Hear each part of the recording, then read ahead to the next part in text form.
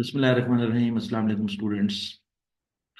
Today we will start our session with the solution of MCQs regarding the last topic, accounting for overheads.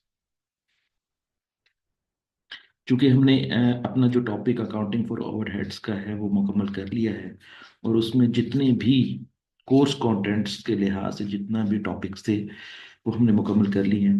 तो आज मैं ये चाह रहा था कि आपको एमसीक्यूज भी सॉल्व करके दिखा दूं।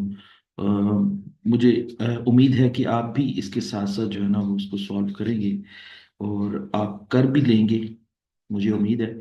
लेकिन मैं आपको फॉर्मली ये वाला जो एमसीक्यूज का जो पोर्शन है ये सॉल्व करके दिखा देता हूँ ताकि आपकी प्रेपरेशन के लिहाज से आपको आसानी हो। तो ये मेरे पास ACCA F2 की एमसीक्यूज की किट है, ठीक है। और उसमें मैंने अकाउंटिंग फॉर ओवरहेड्स का जो चैप्टर है उसके लिहाज से एमसीक्यू सेलेक्ट किए हैं। तो ये आपको एग्जाम प्रिपरेशन के लिहाज से बहुत फायदेमंद होंगे। तो उसमें स्टार्ट लेते हैं। सबसे पहले जो क्वेश्चन नंबर 130 है, इसमें उसने जो डाटा दिया हुआ है अ, उसमें दो प्रोडक्शन डिपार्टमेंट हैं और दो सर्विस डिपार्टमेंट्स हैं, ठीक है। और इस सवाल के अंदर स्टेप डाउन मेथड यूज किया हुआ है और स्टेप डाउन मेथड को यूज करते हुए इन्होंने अपनी जो कॉस्ट है, सर्विस डिपार्टमेंट की कॉस्ट प्रोडक्शन डिपार्टमेंट में एलोकेट की हुई है और हमने इसी चीज को सॉल्व करना है। और बोर्ड क्वेश्चंस में ये लिखा भी हुआ है कि what are the total overheads for the production cost centre G after the reapportionment of all service cost centres. वो कहता है कि सिर्फ मुझे जी की कॉस्ट बता दें। अगर जी और एच चूंकि प्रोडक्शन डिपार्टमेंट है और जे और के जो है वो सर्विस डिपार्टमेंट है, जिस वक्त जे और के जो कि सर्विस डिपार्टमेंट है इनकी कॉस्ट को जब हम प्रोडक्शन डिपार्टमेंट को चार्ज करेंगे तो चार्ज करने के बाद सिर्फ वो आपसे पूछ रहा है कि जी की कॉस्ट का टोटल बता दें आप, ठीक है। तो इसको सॉल्व करते ही हैं, आप भी इसको ट्राई करें, मैं भी इसको सॉल्व करता हूँ, फिर उसके बाद देखते हैं कि क्या पोजीशन है हमारी लर्निंग की। जो हमने लास्ट अपने सेशंस में जो लर्न किया है उसके लिहाज से हमारी क्या पोजीशन है। तो चलो स्टार्ट लेते हैं।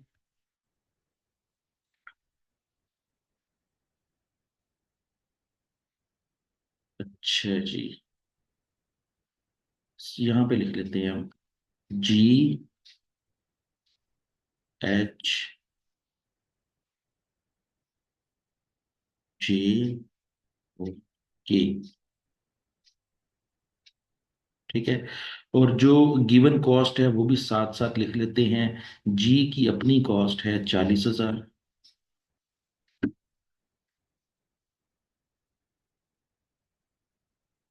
और एच की कॉस्ट है 50,000।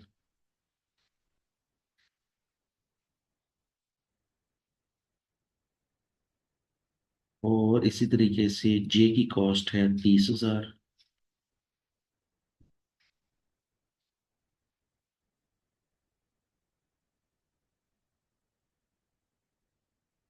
और के की कॉस्ट है 18,000।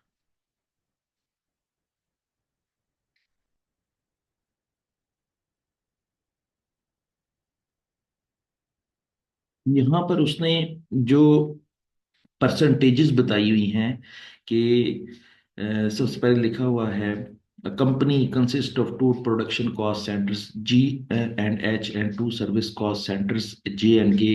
The total overheads allocated in proportion to the each centre are as follows.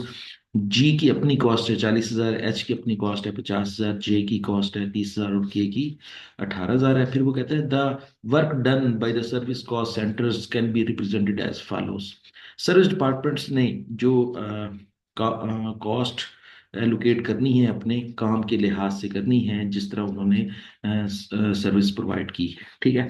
देखिए जरा, वो कहता है कि percentage of service cost centre J2। वो कहता है कि जे की कॉस्ट को आपने कैसे कैसे एलोकेट करना है। 30% जो है वो जी को दे देना है और 70% एच को दे देना है। इस तरह जे की कॉस्ट एलिमिनेट हो जाएगी। फिर उसके बाद वो कहता है नीचे वाली लाइन में लिखा हुआ है the percentage of the service cost centre K2 means कि जब के की कॉस्ट को एलिमिनेट करना है तो के की कॉस्ट को एलिमिनेट करते हुए हमने सबसे पहले 50% देना है जी को, 40% देना है एच को, और जे को 10% देना है। ठीक है। तो अब हम सबसे पहले जो है ना वो ये देखते हैं, के की कॉस्ट को जब एलिमिनेट करेंगे तो फिर तीन डिपार्टमेंट्स को कॉस्ट देंगे। इट मीन्स कि स्टेप डाउन मेथड में भी यही हम काम करते हुए हैं कि अपने अलावा बाकी सारे डिपार्टमेंट को कॉस्ट दे देते हैं। ठीक है। तो ये स्टेप डाउन मेथड है, इसमें हम इसको सॉल्व करते हैं। तो यहाँ पे हम 18,000 को यहाँ पर माइनस में लिखते हैं, के को 18,000 माइनस में लिखते हैं, और ये 18,000 का 50% बनता है 9,000 पे। ये चला जाएगा किसको, जी को। और 18,000 का 40% बनता है 7,200 रुपये। ठीक है। ये चला जाएगा एच को। और इसी 18,000 का 10% जो है वो चला जाएगा जे को। अब देखते हैं, सब टोटल करके देखते हैं कि अब क्या पोजीशन है। सब टोटल,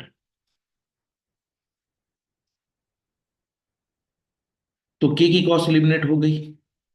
मैं दोबारा रिपीट कर देता हूँ कि जिस तरीके से यहाँ पर ये जो परसेंटेजेस लिखी हुई हैं, ये परसेंटेजेस जो है ये किसको एलिमिनेट करने के लिए हैं, ये के को एलिमिनेट करने के लिए।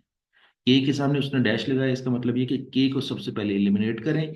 और के की ऊपर कॉस्ट दी हुई है 18,000 पे, इसको हमने क्या करना है, एलिमिनेट करना है। ठीक है।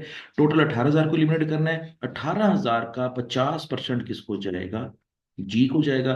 तो 18,000 का 50% कैलकुलेट करेंगे वो 9,000 बनता है। ये उसको कॉस्ट चली जाएगी। मीन्स ये कॉस्ट जो है, के की कॉस्ट जी बर्दाश्त करेगा 9,000 पे, और के की कॉस्ट कितनी एच बर्दाश्त करेगा, 40%। तो 18,000 का 40% बन जाएगा 7,200। और इसी तरीके से 18,000 का 10% बन जाएगा जे, उसकी कॉस्ट बर्दाश्त करेगा। तो अब सब टोटल कितना हो जाएगा, 49,000।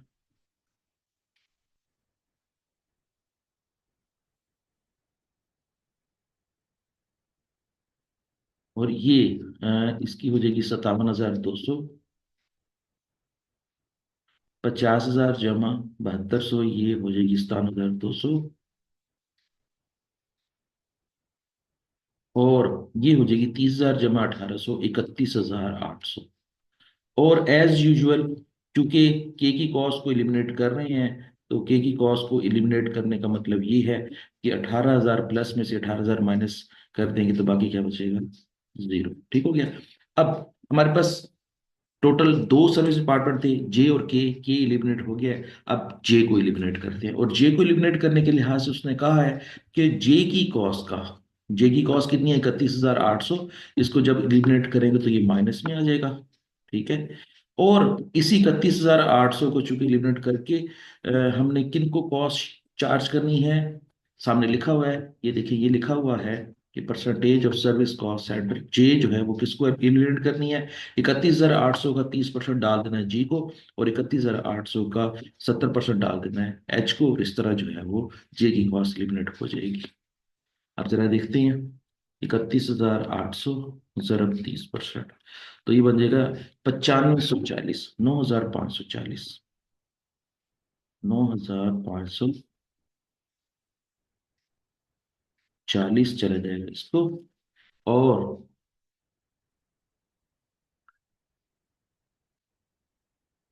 70% जो है वो एच को चार्ज होगा, और वो बनता है 22,260, 22,260।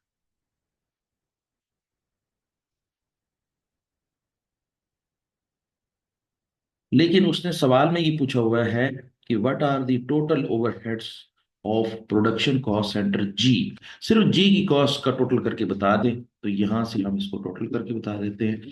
तो ये बनता है 49,000 जमा 9540, ये बनता है 58,540, 58,540। ये हमने इसको वर्किंग करके जो है वो 58,540 कर ली है। ठीक है।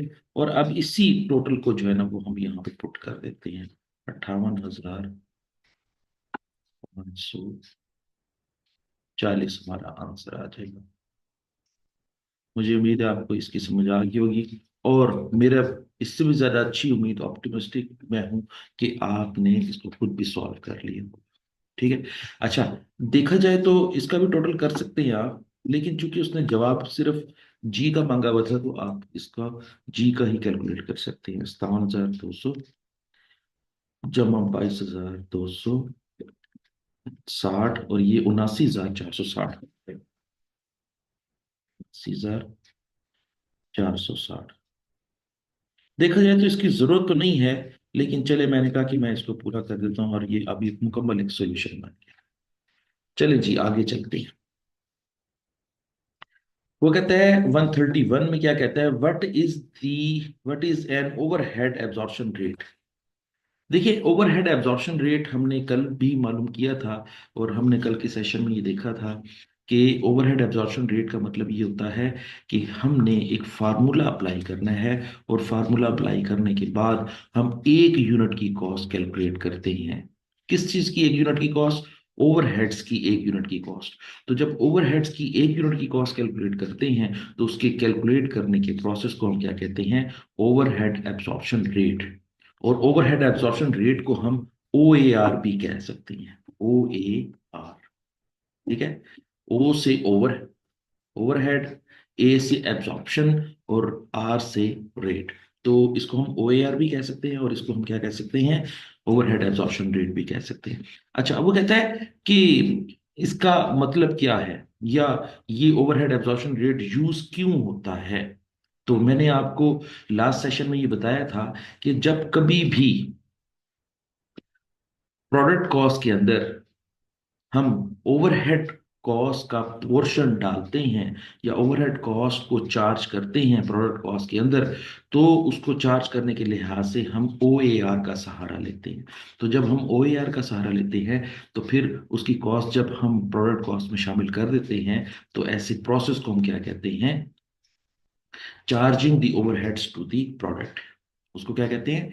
Charging the overheads to the product, कि हमने ओवरहेड कॉस्ट जो है वो प्रोडक्ट को चार्ज करती है। तो अब यहाँ पर देखते हैं हमारे पास ऑप्शन ए में क्या लिखा हुआ है। क्या आया हमारे कॉन्सेप्ट के मुताबिक ये ऑप्शन ए या अल्फा मुकम्मल होता है? Share out common cost over benefiting cost centres.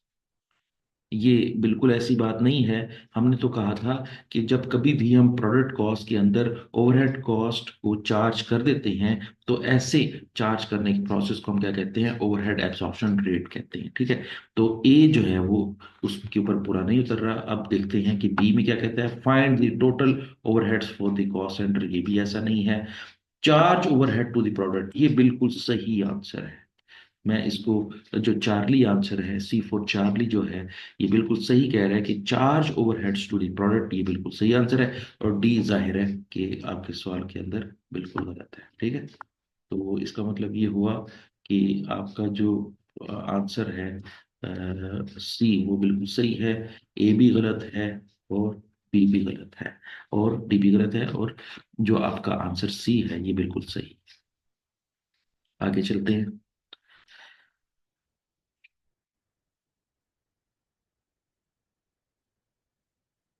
चलें जी, 132 पढ़ें। और इसमें मैं आपको आज यहां पर चूंकि 132 में मैं आपको पहले से ही ब्रीफ कर देता हूं, ताकि आपको इसकी समझ जल्दी आ जाए। वो कहता है कि a factory consist of two products cost centres.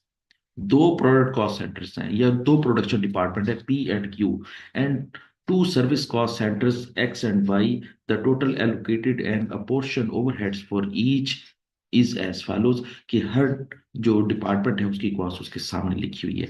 P की कॉस्ट 95,000 है, क्यू की कॉस्ट 82,000 है, एक्स की कॉस्ट 46,000 है, और वाई की कॉस्ट 30,000 है। ठीक है।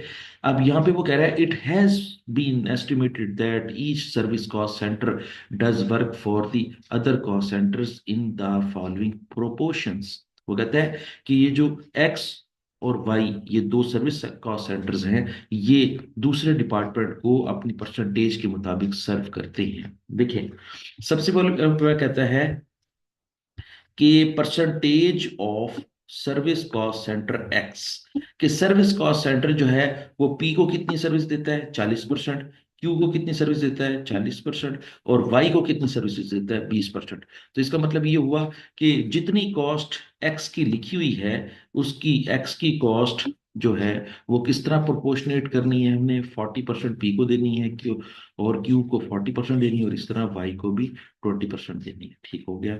अच्छा, इस तरह वो सर्विस प्रोवाइड करते हैं। और परसेंटेज वाला सर्विस कॉस्ट सेंटर वाई जो है, अब वाई के बारे में वो क्या कह रहा है कि वाई जो है ना 30% सर्विस देता है पी को, 60% सर्विस देता है क्यू को, और फिर वाई जो है वो एक्स पे 10% सर्विस देता है।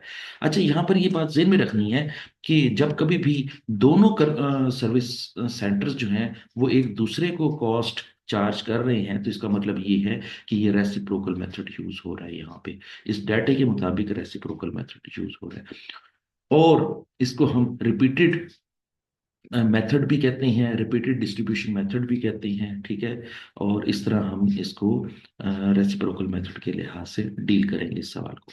अच्छा, यहाँ पर वो ये कहना चाह रहा है कि after the reapportionment of service cost centres has been carried out using a method that usually recognize the reciprocal service arrangements. देखिए, उसने सवाल के अंदर खुद भी मेंशन कर दिया कि रेसिप्रोकल मेथड यूज हो रहा है।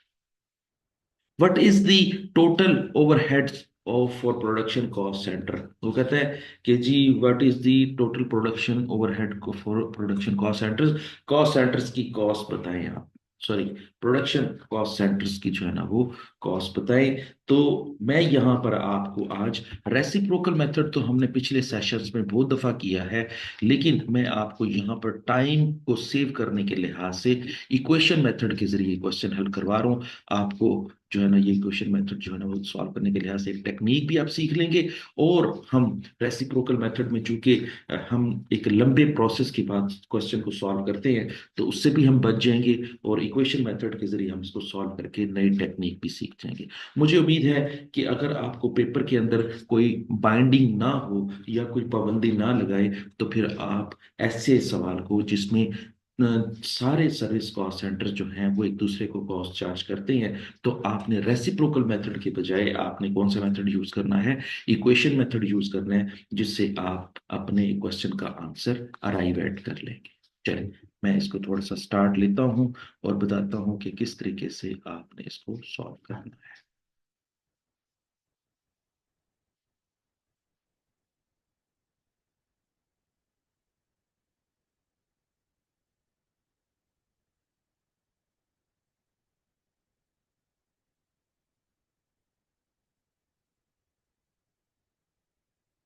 तो इक्वेशन मेथड में क्या होता है कि आपने सर्विस कॉस्ट सेंटर्स की जो है ना इक्वेशंस बना लेनी है।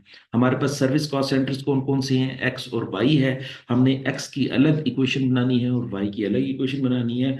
फिर इन दोनों इक्वेशंस को जो है ना वो सॉल्व करना है। सॉल्व करने के बाद जो है वो हमें पता चलेगा कि एक्स की कॉस्ट कितनी है और वाई की कॉस्ट कितनी है। गो की एक्स की कॉस्ट 40,000 रुपये दी हुई है, लेकिन ये 40,000 पे हमारे क्वेश्चंस को सॉल्व करने के लिहाज से नामुकम्मल है।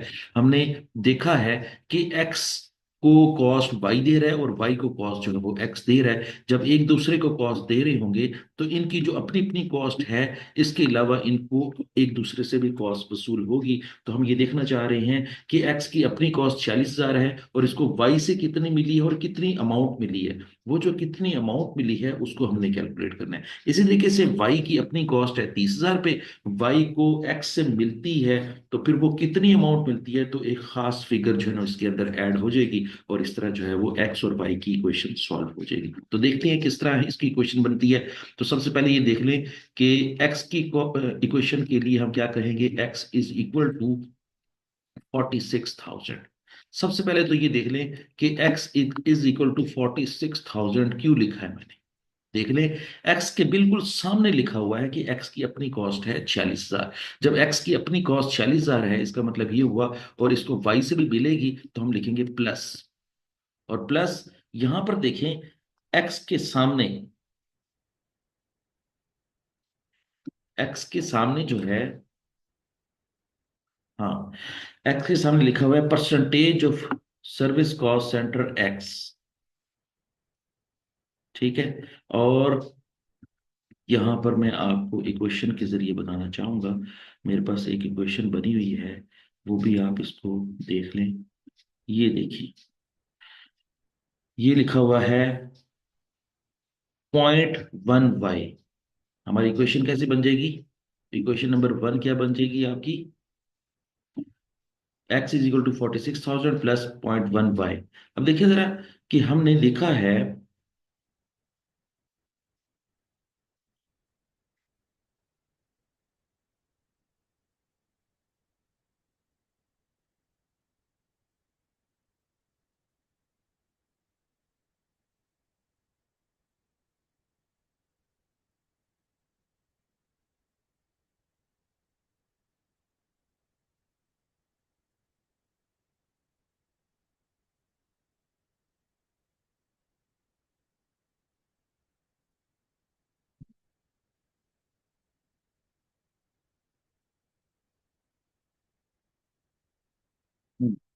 देखिए हमारे पास बिल्कुल x के सामने देखें तो हमारे पास इक्वेशन में लिखा हुआ है कि x को 10% y से भी मिलेगा, ठीक है। और यहां पर देखें कि y को x से कितना मिलेगा? 20% मिलेगा। तो इसका मतलब ये हुआ कि 0.1 y लिखेंगे यहाँ पे, ठीक है। ये है इक्वेशन नंबर वन। ये है इक्वेशन नंबर वन, आपने भी ऐसे लिख लेना है, ठीक है। फिर y is equal to, y की अपनी कॉस्ट कितनी लिखी हुई है? ये 30,000 पे लिखी हुई है, यहाँ पे लिख देंगे 30,000, ठीक है। और y को x से कितनी मिल रही है? 20% मिल रही है। ये देखें जरा, y को x से कितनी मिल रही है? 20% मिल रही है। तो यहाँ पे लिखेंगे 0.2 और x लिख देंगे, ठीक है। अब हमारे पास दो इक्वेशंस जो है ना बन के सामने आ गई हैं। अब हमने इसको सॉल्व करना है, बल्कि यहाँ पर मैं इसको इक्वेशन नंबर टू भी लिख देता हूँ। ये इक्वेशन नंबर वन है और ये आपकी इक्वेशन नंबर टू है, ठीक है। अच्छा, अब इसको सॉल्व करते हैं। तो सॉल्व करने के लिहाज से क्या करेंगे? हम कहेंगे कि चूंकि x की इक्वेशन के अंदर यहां पर लिखा हुआ है कि 46,000 प्लस 0.1 y, तो ये जो 0.1 के साथ y लिखा हुआ है, हमने देखा कि ये भी तो y लिखा हुआ है। तो इसका मतलब ये हुआ कि इस y की जगह पे हमने ये पूरी इक्वेशन पुट कर देंगे। तो फिर लिखेंगे कि putting the value of y into equation one, putting the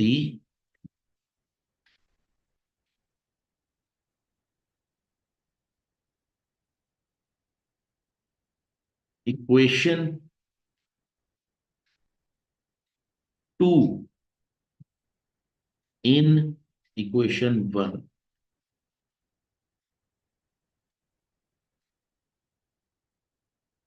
कि हमने इक्वेशन टू को इक्वेशन वन में पुट करना है। तो देखिए आप कैसे पुट करते हैं। x is equal to 46,000 plus 0.1, और y की जगह पे क्या लिख देंगे? पूरी y की इक्वेशन लिख देंगे। और कैसे लिखेंगे? 30,000